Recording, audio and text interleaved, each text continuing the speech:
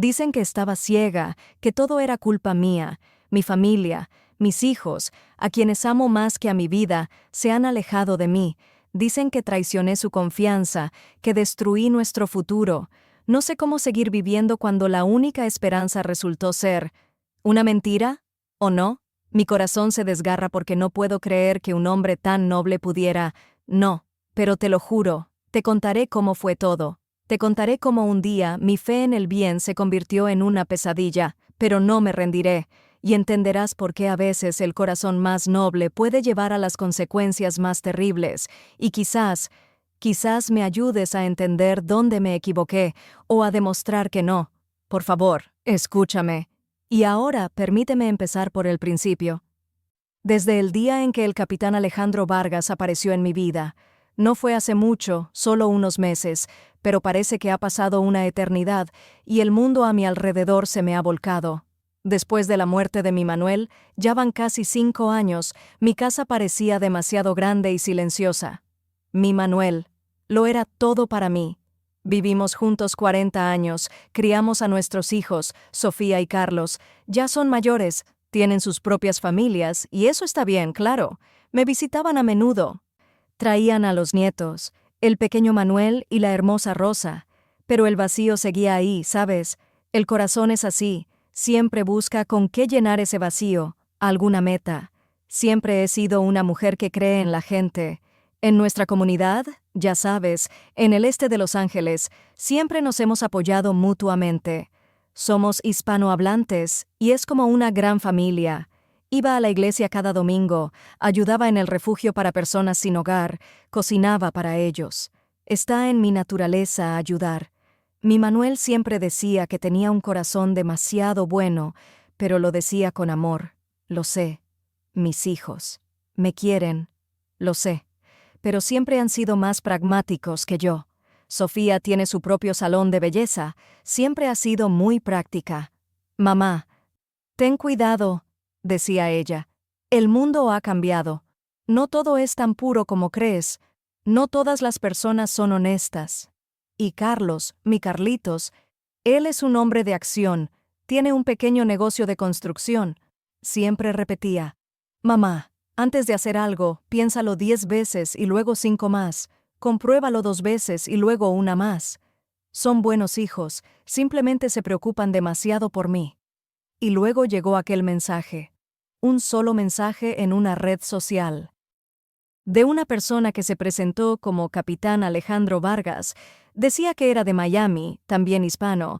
Su perfil era tan real, con fotos en uniforme, con equipo militar de fondo.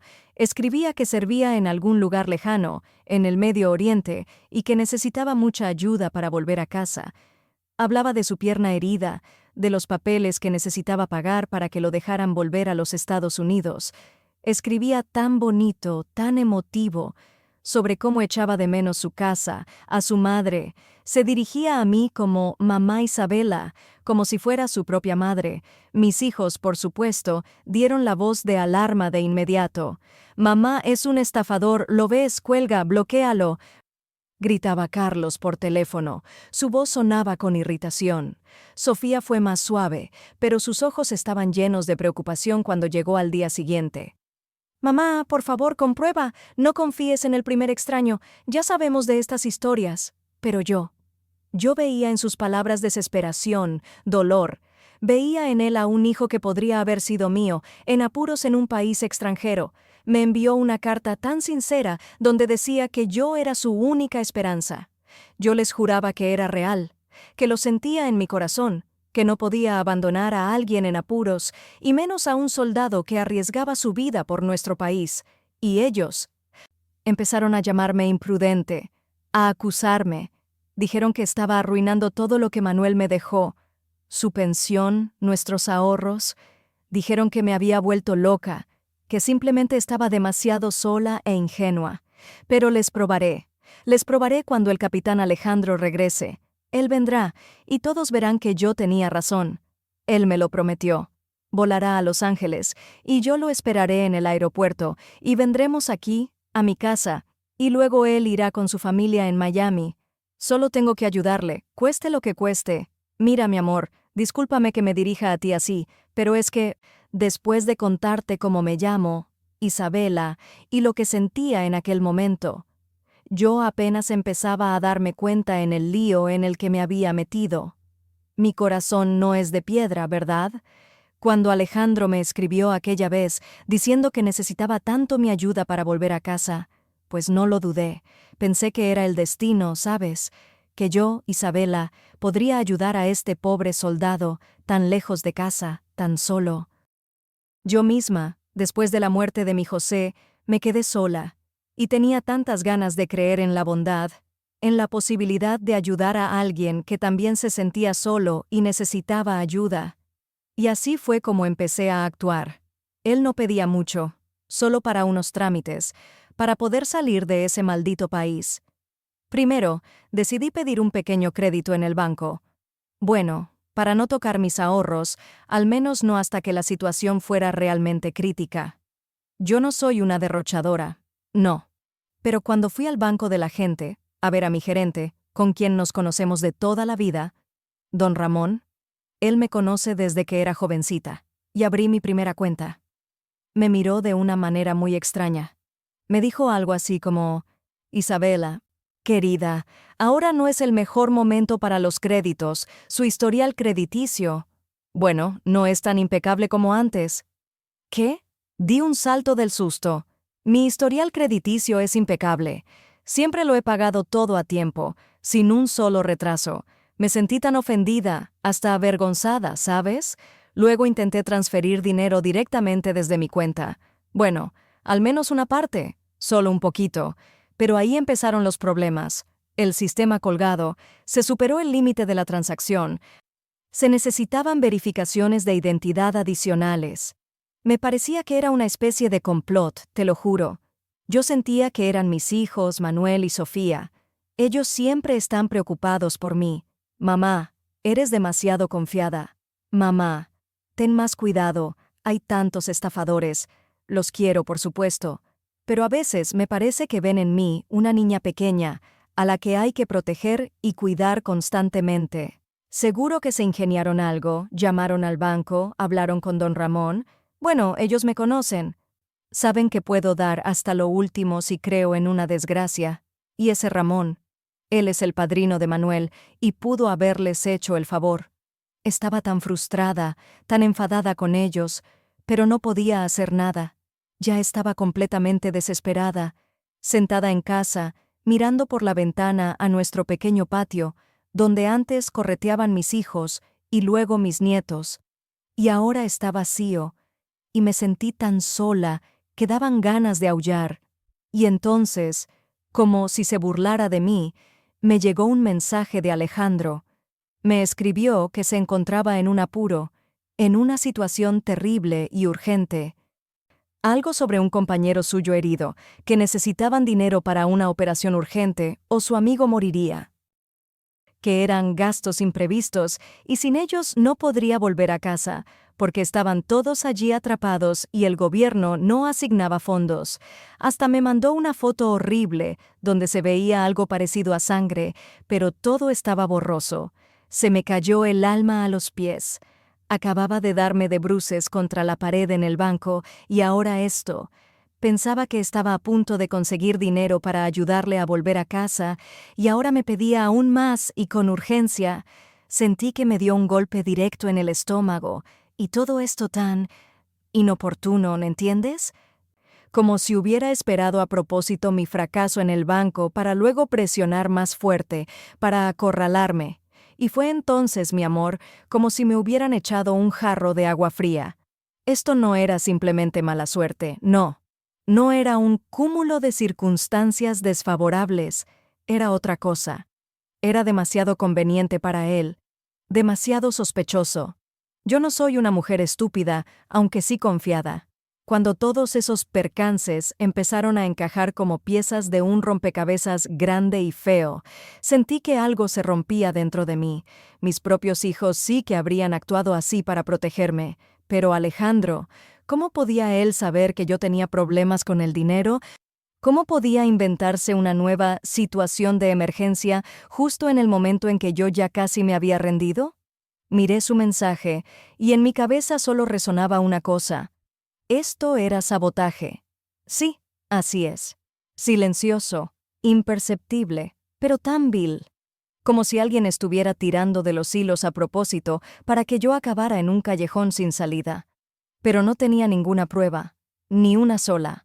Solo esa sensación horrible y pegajosa en el estómago que me gritaba: «Ten cuidado, Isabela, te están engañando». ¿Pero a quién se lo iba a contar? ¿A mis hijos? Me dirían: «Ya te lo habíamos dicho». ¿A mis amigas? Me mirarían como a una loca. «¿Qué, Alejandro? Si nunca lo has visto». Y así estaba yo sentada, con esta pesada carga en el alma, sola, completamente sola con esta horrible sospecha. ¿Y sabes qué, mi amor? Esto era más aterrador que simplemente perder dinero, más aterrador que la soledad. Era la sensación de que me estaban manipulando, de que me estaban tomando por tonta, y no podía hacer nada al respecto, por ahora. Pero ese eco de alarma ya resonaba en mi cabeza, muy fuerte. Ay, mi amor, si supieras lo duro que se me ha hecho esto, después de invertir. Bueno, digamos que una parte considerable de dinero para ayudar a David. Todo a mi alrededor como que perdió su color. Lo que al principio parecía tan claro y correcto se convirtió en una ansiedad turbia, pegajosa. Y esa ansiedad no solo zumbaba cerca, sino que se instaló dentro de mí, expulsando todo lo demás. Empecé a cerrarme, así de simple. Dejé de contestar llamadas. Mi amiga Luisa, ella siempre llama los martes, nos ponemos al día de las noticias, los cotilleos. ¿Y yo? Yo solo miraba cómo el teléfono vibraba sobre la mesa y no lo cogía. Luego empezó a mandarme mensajes preocupada. Los leía, pero no respondía. Me parecía que si abría la boca, todo ese horror se derramaría de mí y no podía permitirlo. ¿Cómo iba a confesarle a alguien, sobre todo a Luisa, lo tonta que fui? ¿Cómo yo, una mujer adulta, pude caer en semejante trampa? Si Luisa siempre me decía que tuviera más cuidado con las citas online, y yo le respondía que no era ninguna niña ingenua. Los vecinos. La señora Rodríguez pasó un par de veces. Llamó a la puerta. Yo me escondía en el dormitorio y esperaba a que se fuera. Sé que es ridículo, una mujer adulta escondiéndose en su propia casa. Pero me daba tanta vergüenza. Me parecía que todos lo veían, que sabían que algo no andaba bien, que había cometido un error. Mi casa, que antes estaba llena de risas y calidez cuando Ricardo vivía, de repente se convirtió en mi prisión personal. Grande, vacía, y las paredes me oprimían tanto que parecía que iban a cerrarse sobre mí. Las noches. Ay, mi amor. Las noches eran lo peor. Yo estaba acostada en la cama, miraba al techo, y mi cerebro se negaba a desconectar.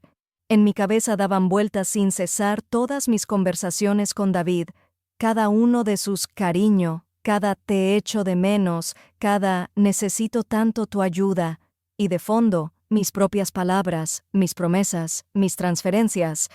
Veía las cifras que salían de mi cuenta, y esas cifras no eran solo dinero, era la herencia de Ricardo, sus ahorros, lo que él había guardado toda su vida para nuestra tranquilidad, para nuestra vejez.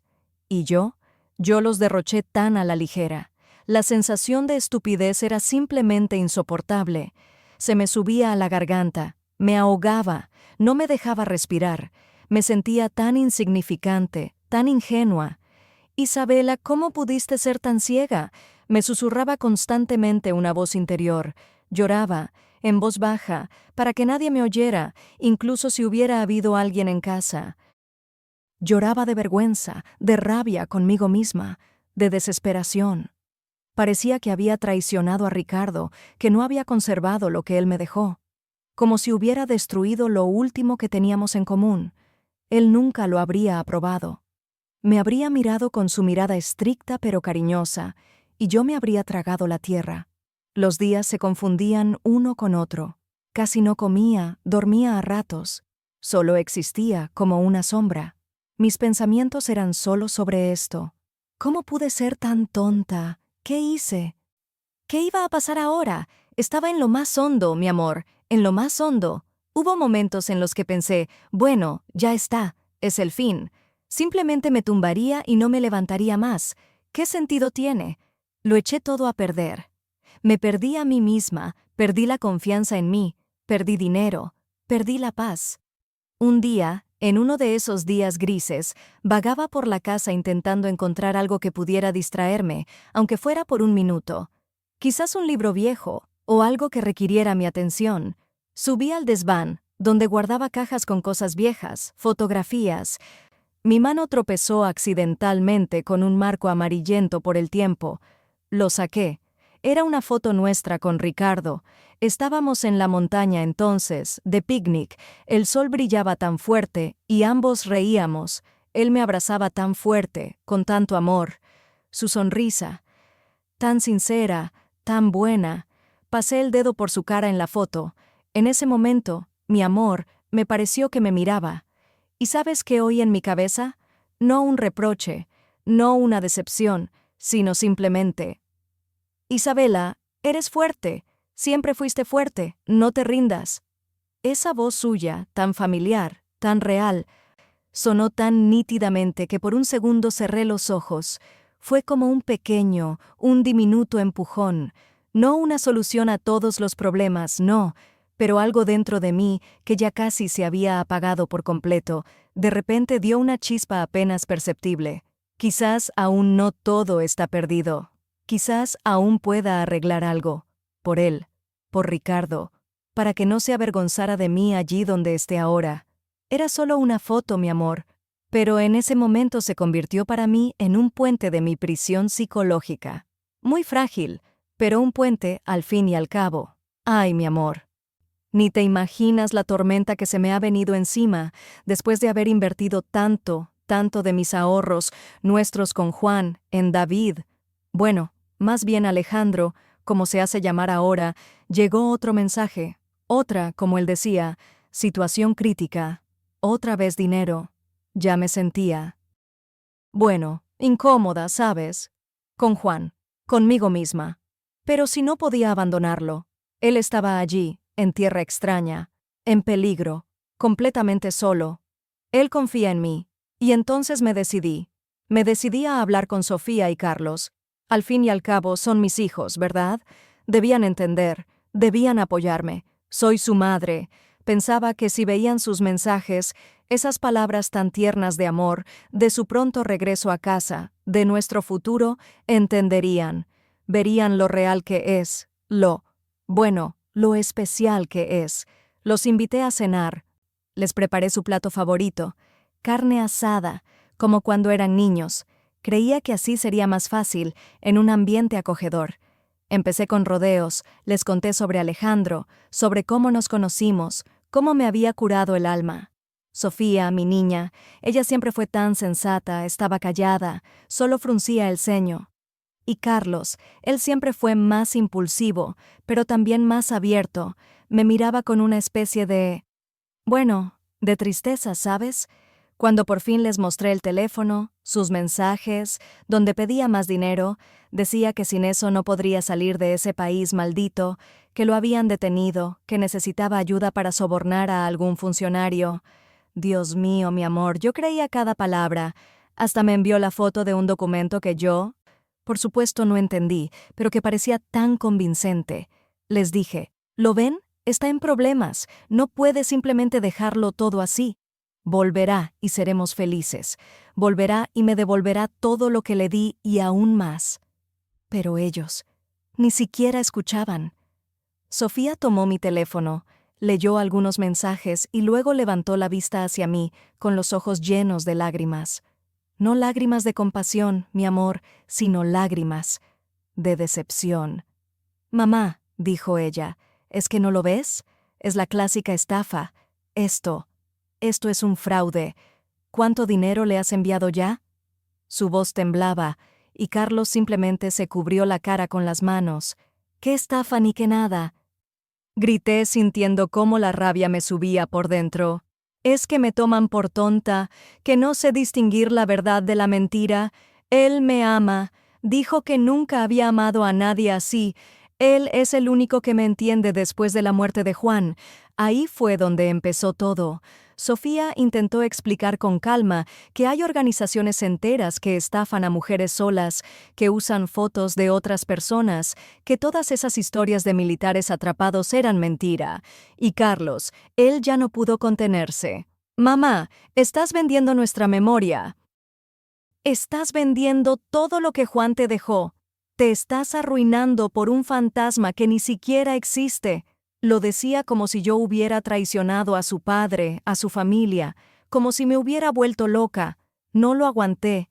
Me sentía como acorralada por todas partes, como si estuvieran intentando quitarme la última esperanza. ¿Cómo se atreven a hablar así? Grité. Simplemente tienen envidia de que yo pueda ser feliz. No quieren que yo sea feliz. Solo quieren controlarme como si fuera una niña. Yo ya sé lo que tengo que hacer. Fue horrible, mi amor. Nos gritamos el uno al otro, las palabras volaban como cuchillos. Vi en sus ojos no amor, sino ira. No preocupación, sino reprobación. Carlos se levantó. Su rostro estaba rojo de rabia. «Si sigues así, mamá», dijo, y su voz era tan fría que apenas la reconocí. «Nos veremos obligados a tomar medidas. Presentaremos los documentos para tomar el control de tus finanzas o simplemente ya no podremos seguir hablando contigo. Nos duele ver esto».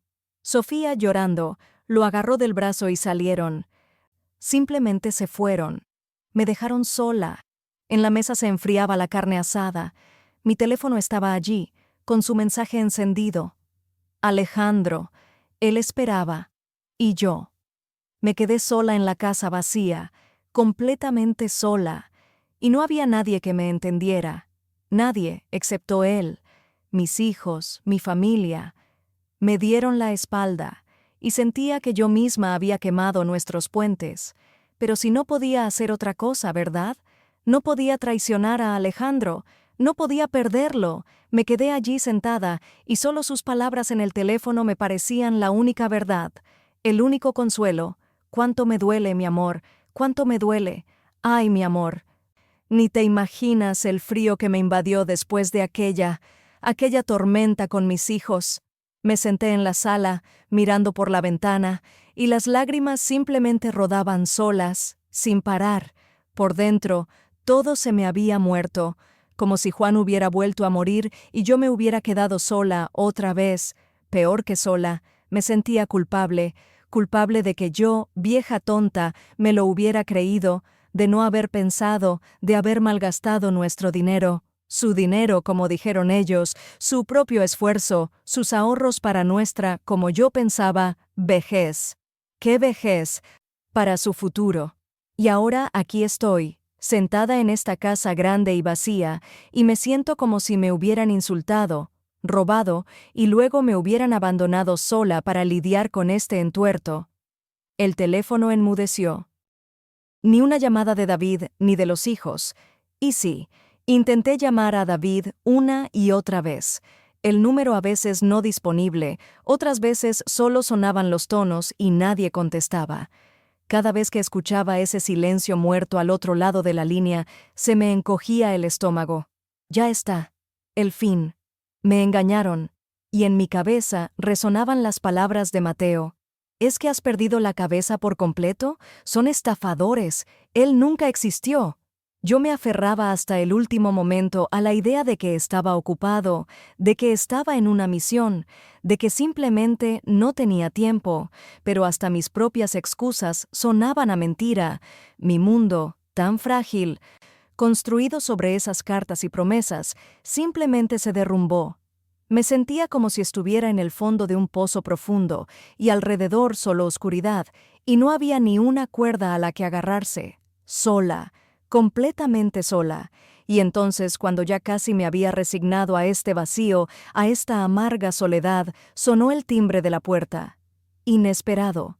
Me sobresalté, incluso di un pequeño salto. ¿Quién podría ser? ¿Los hijos? ¿Otra vez para sermonearme? ¿O quizás David? Mi corazón latió con más fuerza ante esa esperanza loca, aunque mi razón ya gritaba, ¡no! Me acerqué a la puerta, con mano temblorosa me arreglé el pelo, miré por la mirilla. En el umbral estaba un hombre. Un desconocido. alto, con canas en las sienes, con un traje serio pero algo gastado. Su cara era seria, cansada. No parecía ni vendedor, ni testigo de Jehová, y desde luego no era David. Abrí la puerta solo un poquito, dejando la cadena puesta. ¿Hola?, pregunté, y mi voz sonó demasiado baja, indecisa. El hombre esbozó una pequeña sonrisa, pero algo triste. Señora Isabela, me llamo Ricardo. Yo era amigo de su difunto esposo Juan. Servimos juntos, allá en Afganistán. Sus hijos, Mateo y Sofía, me pidieron que viniera a verla. ¿Mis hijos? ¿Amigo de Juan? Levanté las cejas. Juan nunca mencionó a Ricardo. Pero claro, yo no conocía a todos sus amigos, era tan reservado. ¿Y qué significa me pidieron que viniera a verla? ¿Me están poniendo a prueba? ¿O es que al final sí se preocupan? El corazón me dio un vuelco. Quité la cadena y abrí la puerta más, invitándole a pasar. Ricardo entró, miró a su alrededor con la actitud de quien evalúa el ambiente y luego me miró a mí. En su mirada había algo compasivo, no de juicio. Eso era tan inusual después de la conversación con Mateo. Nos sentamos en la sala. Me sentía incómoda, sin saber qué decir. Él guardó silencio, como si estuviera organizando sus pensamientos. Señora Isabela, he oído hablar de su situación. Comenzó. Su voz era grave, tranquila. Los hijos me lo contaron. Y yo querría contarle algo. Verá, llevo muchos años trabajando en investigación privada y en este tiempo he visto muchas cosas así. Estafas. ¿Sabe? Los estafadores son como camaleones, cambian nombres, historias, pero su modus operandi es siempre el mismo. Hizo una pausa, como dándome tiempo para asimilarlo. Usted hablaba de David, ¿verdad? Militar, sirviendo en el extranjero, necesita ayuda para volver a casa. Asentí. La garganta se me secó. Me he encontrado con casos similares. Hace unos años hubo toda una serie de estos. Soldados. Uno de ellos se llamaba Alejandro. La misma historia, las mismas promesas. Y luego, la desaparición. Ricardo me miró directamente a los ojos. En su mirada no había malicia, solo una sabiduría profunda y dolorosa. No me culpaba, simplemente constataba los hechos. Saben jugar con los sentimientos, con la soledad, con el deseo de ayudar. Y luego desaparecen junto con los ahorros. Sus palabras sonaron como un golpe, pero no de los que te tiran al suelo, sino de los que abren una grieta en un muro ciego. ¿Alejandro? ¿Entonces no estaba sola? ¿No era la única tan tonta? ¿No fui la única en caer tan bajo? Fue una sensación extraña. Ni alivio, ni desesperación total. Más bien una chispita minúscula, apenas perceptible. Una chispita de algo que podría ser verdad. Y la verdad, aunque sea amarga, siempre es mejor que la mentira. Mateo. Me pidió. Continuó Ricardo. Él está muy preocupado. Quiere entender qué pasó. Y yo puedo ayudarle en esto, señora Isabela. Puedo intentar encontrar rastros. Tengo experiencia en estos casos. Si usted, por supuesto, quiere. Le miré a este desconocido, amigo de Juan, que de repente había aparecido en mi umbral, como una sombra del pasado. Me ofreció no solo ayuda, me ofreció una oportunidad, la oportunidad de saber, la oportunidad de no estar sola. Mi cerebro, tan nublado por la desesperación, empezó a funcionar. Por primera vez en mucho tiempo no sentí un dolor punzante, sino una ligera, apenas perceptible curiosidad. Quizás no todo estaba perdido. Quizás podría entender. Y el entendimiento ya es el primer paso, y posiblemente el primer aliado. Ay, mi amor.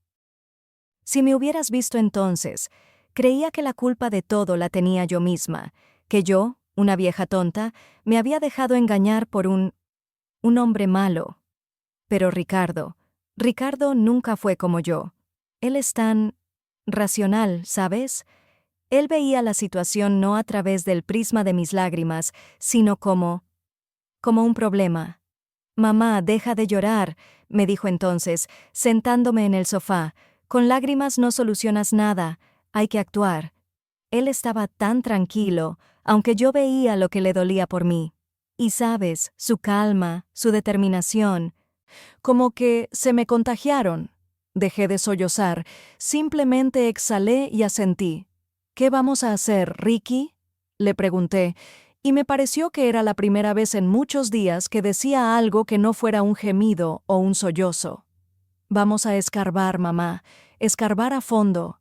Reúne todo, todos los mensajes, todas las cartas, todos los recibos que tengas, todo lo que le entregaste, a dónde lo enviaste, lo que él te escribió, hasta la última coma. Y así empezamos.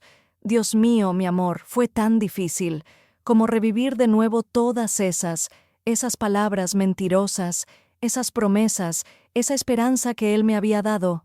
Le traje mi vieja tableta, donde estaban guardadas todas nuestras conversaciones con David. Aparte, reuní los recibos del banco, las capturas de pantalla de las transferencias de dinero. Ricardo tomó todo eso. Él es tan joven, pero muy hábil con todas estas cosas de la informática. Él decía que ese era su trabajo, buscar información, verificar. Al principio solo leía. Yo me senté a su lado, lo miraba. Sus cejas se fruncían mientras hojeaba nuestras cartas de amor. Mi corazón se encogía de vergüenza, de dolor, pero sabía que tenía que hacerlo. Era mi hijo, me estaba ayudando. Mamá, dijo más o menos una hora después, mira esto.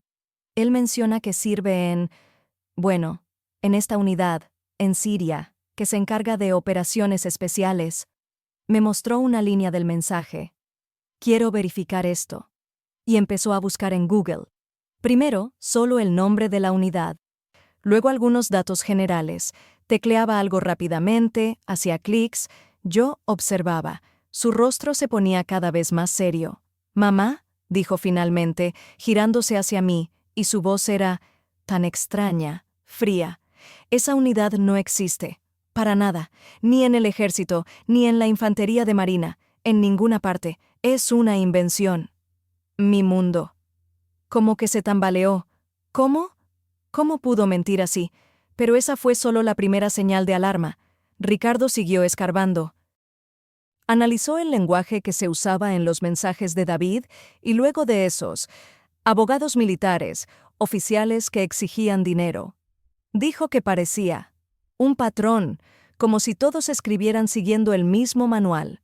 Mira, mamá, la misma presión, la misma prisa. Se necesita urgente, si no. Siempre el mismo esquema, y las cantidades, siempre números redondos, exactos. Luego encontró foros en Internet donde la gente compartía sus historias. Mujeres, como yo, solas, con un buen corazón. ¿Y sabes lo que fue lo más terrible, mi amor? Sus historias eran clavaditas a la mía, una por una. Mi amado, un militar del extranjero, necesita dinero para volver a casa. Mi marido está cautivo, se necesita dinero para el rescate. Mi prometido fue herido y hay que pagar su tratamiento. Si no, no lo liberarán. Leí eso y se me pusieron los pelos de punta. Las palabras que David me había escrito se repetían casi palabra por palabra en los relatos de estas mujeres desafortunadas, esas unidades, esas operaciones secretas, esos pagos urgentes. Todo era lo mismo. El envío de dinero a través de intermediarios, a cuentas extrañas, a países de los que nunca había oído hablar. Lo entendí. Mi corazón se encogió de horror. Un escalofrío me recorrió la espalda. No era una sola persona. No era un solo David que decidió jugar con mis sentimientos para sacarme dinero. Era toda una máquina, toda una organización, una red, una telaraña. De repente sentí un miedo terrible. No por el dinero, no. Me dio miedo pensar que en algún lugar muy lejos hay gente, no uno, sino muchos, y buscan deliberadamente a personas como yo, solas, confiadas, vulnerables. Tejen sus redes como arañas y esperan a ver quién cae, y yo caí. Fui su víctima. No fue solo una traición, fue una conspiración. Todo un sistema diseñado para destruir vidas ajenas y llenarse los bolsillos. Y yo no luchaba contra un solo David. Luchaba contra una red invisible, despiadada. Esto era mucho, mucho peor. Mi ingenuidad me costó no solo mis ahorros, mi amor, sino también mi fe en la bondad, mi fe en la gente, y eso era casi insoportable. Ay, mi amor. Ni te imaginas qué peso me quité de encima cuando Ricardo me creyó, cuando estuvo a mi lado. Pero luego llegó otro peso, el peso de darme cuenta de que eso no era suficiente. Estábamos sentados en mi cocina, destrozados, pero al menos juntos. Le conté todo, todo, hasta el último céntimo, hasta cada palabra tonta que le escribí a ese monstruo. Mamá, dijo Ricardo, acariciándome la mano, yo te creo, y lo arreglaremos, pero tienes que entender. Probar algo legalmente va a ser muy difícil. Me explicó que esos estafadores no son tontos, ¿sabes? Están sentados en algún lugar lejano, fuera de nuestro país, usando nombres falsos, cuentas bancarias de terceros, mulas. Así los llamó él. Las huellas son tan intrincadas como la telaraña que Alejandro tejió a mi alrededor. La policía. Bueno, dijo que la policía, por supuesto, aceptará la denuncia, pero las posibilidades de un castigo real y de recuperar el dinero son muy pocas.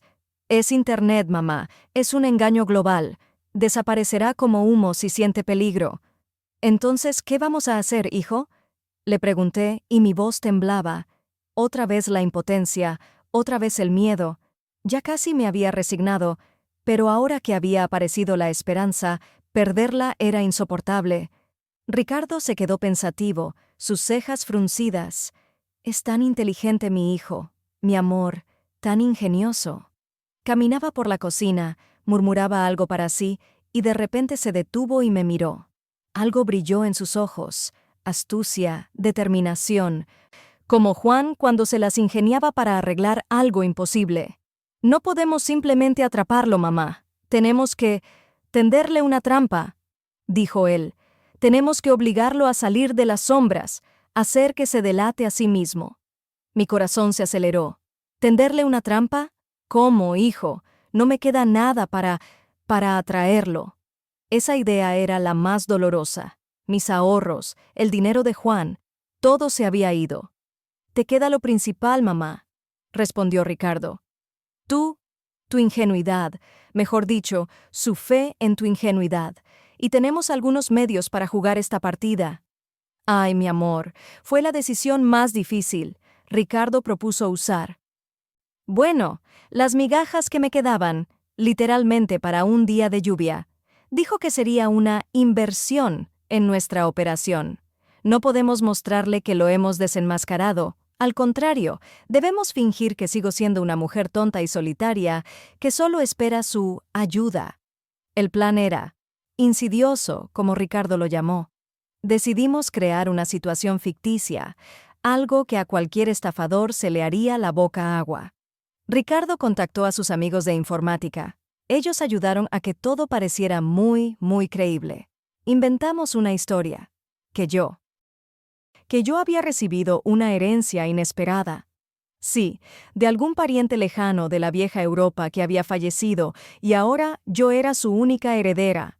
Y que yo, una viuda ya mayor, necesitaba gente leal y de confianza para transferir ese dinero, para invertirlo. ¿Y quién podría ser más leal y de confianza que mi David, mi Alejandro, que tanto me ama y quiere ayudar? Creamos documentos falsos, casi auténticos. Ricardo incluso me ayudó a redactar una carta en la que yo, supuestamente, compartía con ansiedad y alegría esta noticia con Alejandro. Tenía que sonar emocionada, un poquito confundida, pero muy, muy confiada. ¿Te imaginas? Tenía que volver a interpretar ese papel, el papel de la mujer engañada que cree en cada una de sus palabras. Cuando enviamos ese mensaje, ay, mi amor, me temblaban las manos. Fue horrible. Por un lado, me sentía fuerte porque estaba luchando. Por otro, me sentía tan asquerosa. Volver a jugar a este juego, volver a mentir. pero ahora con la conciencia de que era yo, Isabela, la que estaba tendiendo la trampa. No sabía si funcionaría, no sabía cuáles serían las consecuencias si él se daba cuenta, pero lo hicimos. La trampa está tendida. Enviamos el mensaje con la noticia de mi herencia y mi necesidad de su ayuda. Ahora solo quedaba esperar. Esperar a que esa araña oliera a una nueva víctima y saliera de su madriguera. Mi corazón latía como un pájaro acorralado. El miedo y la determinación se entrelazaron en mí en un nudo apretado. Me senté, mirando la pantalla del teléfono, y cada llamada, cada notificación me hacía sobresaltar. No sé qué pasará después, mi amor, pero no hay vuelta atrás. Ay, mi amor. Si supieras qué sensación tan extraña es esta, estar a la vez asustada y, bueno, supongo que fuerte. Sí, fuerte, porque ya no soy una víctima, ni aquella tonta ingenua que era al principio. Soy Isabela, y ahora estoy tejiendo mi propia telaraña, pero no para engañar, sino para salir de una ajena. Después de aquella conversación con Ricardo, cuando entendí que me había creído, que no estaba sola, una chispa se encendió dentro de mí. Pensé, bueno, David, o como se llama en realidad, ¿él se cree tan listo? ¿Que puede jugar con las vidas y el dinero de los demás? Ya veremos quién le gana la partida. Y empecé a jugar con sus reglas, pero con mis propios ajustes, mis cartas a él. Oh, se volvieron diferentes. Ya no me quejaba simplemente ni le pedía que volviera pronto. Ahora sabía demasiado. Claro, no de verdad.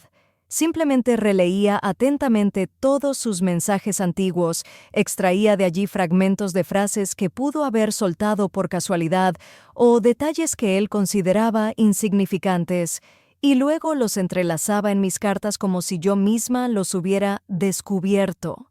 Por ejemplo, él una vez mencionó de pasada alguna maniobra logística compleja en su base, que era muy secreta. Bueno, eso decía él, y yo le escribo: Querido David, estoy tan preocupada por ti.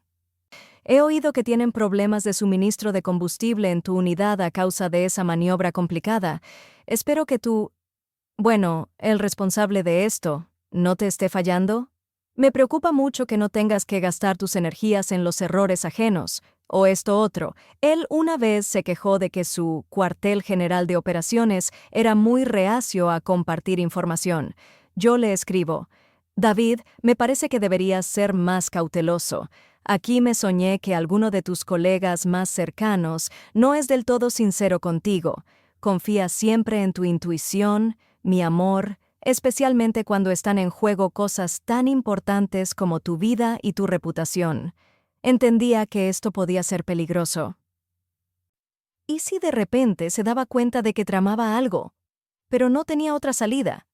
Tenía que sacarlo de quicio. ¿Y sabes qué? Funcionó. Al principio, sus respuestas eran simplemente más exigentes. Más dinero, más rápido, urgente. Pero luego su tono cambió. Se volvió nervioso. Sus cartas dejaron de ser tan dulces y amorosas. Empezó a escribir de forma corta, abrupta, y luego empezaron a llover las preguntas. Isabela, ¿de dónde sacas esa información? ¿Has oído algo? ¿Con quién has hablado? Su paranoia crecía. Lo sentía incluso a través de la pantalla. Empezó a sospechar de todos a su alrededor. Dejó de ser el soldado noble y se convirtió en una bestia resentida, acorralada. Mi gente no entiende toda la complejidad de la operación, Isabela. No valoran mis esfuerzos. Debo mantenerlos a raya. De lo contrario, todo se vendrá abajo. Me escribía. Oh, de nuevo estos problemas con la contabilidad. Alguien claramente está tratando de incriminarme. Necesito dinero para arreglar esto, para callar a los que estorban. Leía esto y se me encogía el corazón. Por un lado, temía que pudiera estallar y hacer algo imprudente. Por otro lado, era exactamente lo que buscaba. No solo tenía que interpretar su papel para mí, sino también luchar contra los suyos. Mi información sembraba semillas de duda, y su propia avaricia y la creciente desconfianza convertían esas semillas en brotes venenosos. Me lo imaginaba allí, en algún lugar sucio y oscuro, mirando a sus cómplices y viendo un traidor en cada uno de ellos. Cómo cuchicheaban a sus espaldas, cómo lo miraban con desafío. Debía de haberse vuelto insoportable, les gritaba, exigía más. Y ellos no son tontos. Entendían que si caía, los arrastraría a todos consigo. Empecé a recibir peticiones muy extrañas de parte de David, no solo dinero para él, sino para asegurar la lealtad o para eliminar problemas inesperados surgidos por la incompetencia de ciertas personas. Incluso empezó a insinuar que quizás tendría que deshacerse de algunas personas que se habían vuelto demasiado peligrosas. Con esas palabras se me helaba la sangre en las venas, mi amor. Entendía que la cosa iba en serio. Está perdiendo el control. Y sus cómplices. Ellos tampoco querían acabar en la cárcel, o algo peor. No sé qué planeaban exactamente allí, pero estaba segura de que ya estaban pensando en cómo deshacerse de él, cómo salvarse ellos mismos, echando toda la culpa a David. Mi trampa funcionaba, pero sus garras eran más afiladas de lo que imaginaba, y sentía que todo esto se acercaba a algún desenlace terrible, y yo estaba en el ojo de esta tormenta. Ay, mi amor, no te imaginas qué día he tenido. Simplemente ha sido decisivo. Después de que Ricardo compartiera todo lo que sabía, después de que él y yo juntáramos todas esas migajas de información, las conversaciones, los extractos bancarios, incluso algunas grabaciones de llamadas, ya sabes, siempre he sido minuciosa. Juan siempre bromeaba con que tenía un don para las cifras. Teníamos más que suficiente. No eran solo suposiciones, eran pruebas reales. Era una telaraña, pero esta vez teníamos en nuestras manos los hilos que conducían directamente a su centro, a David, o como se llamara en realidad, Alejandro. Logramos acorralarlo, mi amor. Fue tan surrealista. Sabíamos dónde se hospedaba, sabíamos por qué canales todavía intentaba operar. Ricardo me ayudó a organizar todo para que él pensara que iba a una nueva operación, que se encontraría con otro inversor dispuesto a meter dinero en sus cuentos. Pero en lugar de eso, lo esperaba yo. Y no sola, claro. Ricardo estaba cerca para cubrirme la espalda, aunque yo misma quería mirarle a los ojos. Nos encontramos en una pequeña cafetería sin pretensiones, en las afueras de la ciudad, un lugar concurrido pero lo suficientemente tranquilo como para poder hablar. Entró tan engreído, con su sonrisa falsa, con esa mirada que tantas veces me había hecho sentir especial y luego, tan tonta. Se sentó frente a mí, pidió un café. Isabela, querida, qué alegría verte. Por fin podemos discutir los nuevos detalles de nuestro proyecto. Ni se inmutó. Y yo.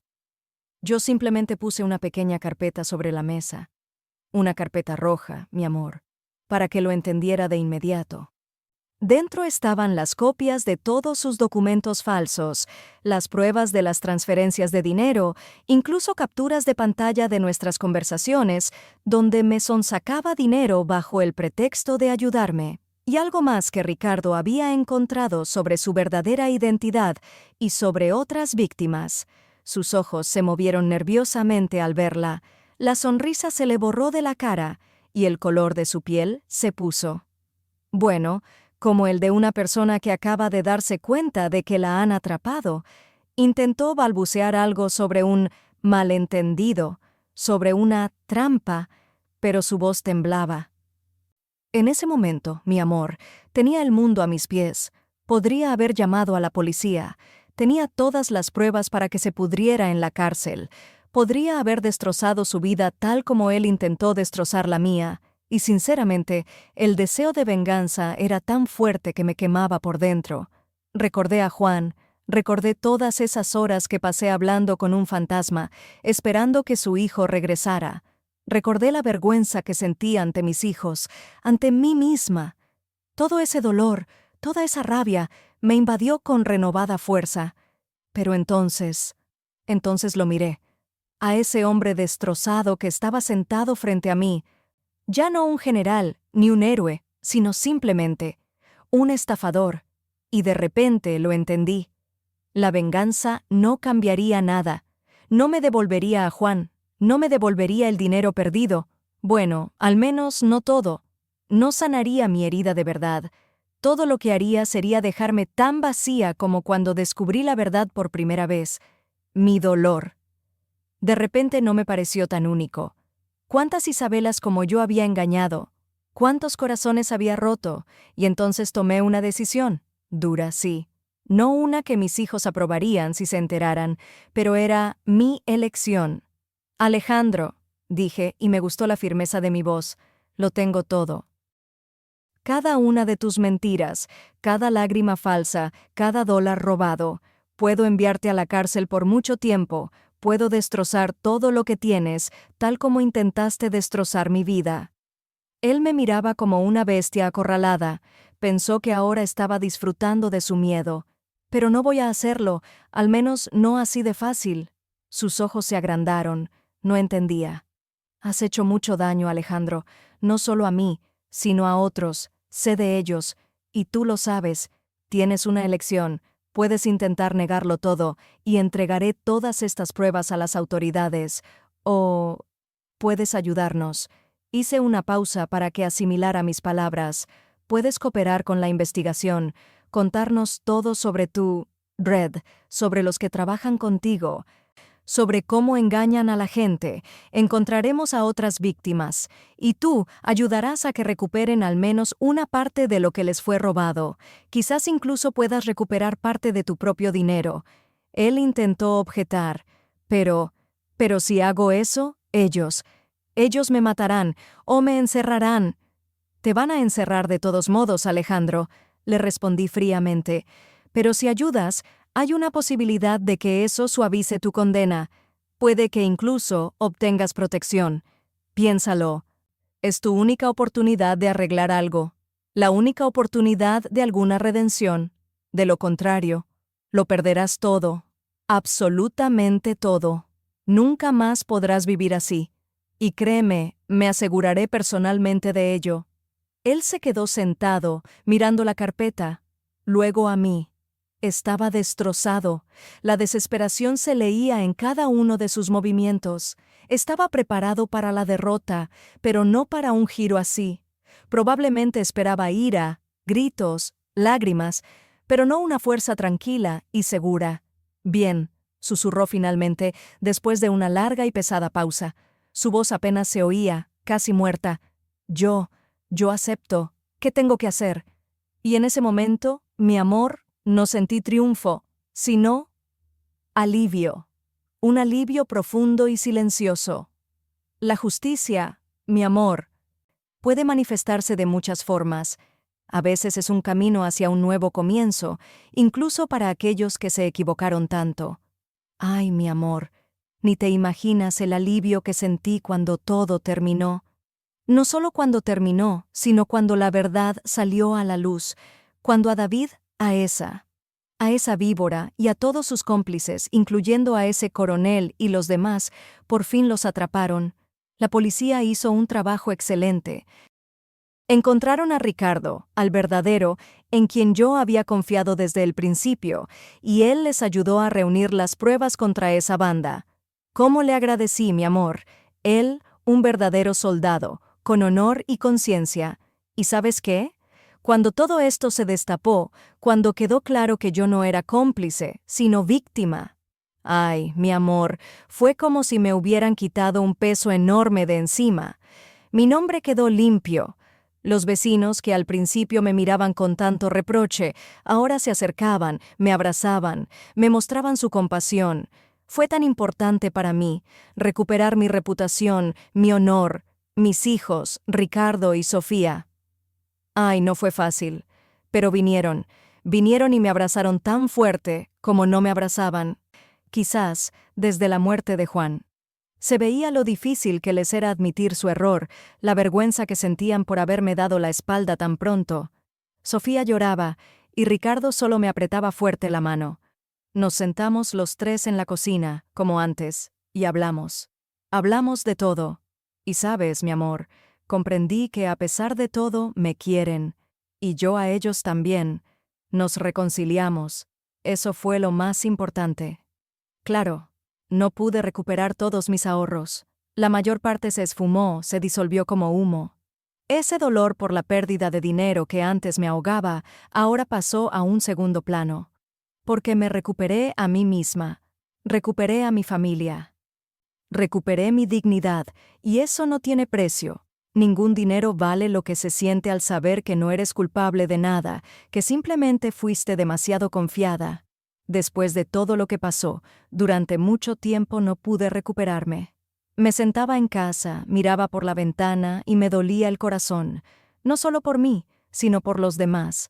Pensaba, si a mí, una mujer aparentemente experimentada, me pasó esto, ¿cuántas más como yo pueden caer en la trampa de esos estafadores despiadados? ¿Cuántas personas mayores y solas, confiadas, sufren su engaño?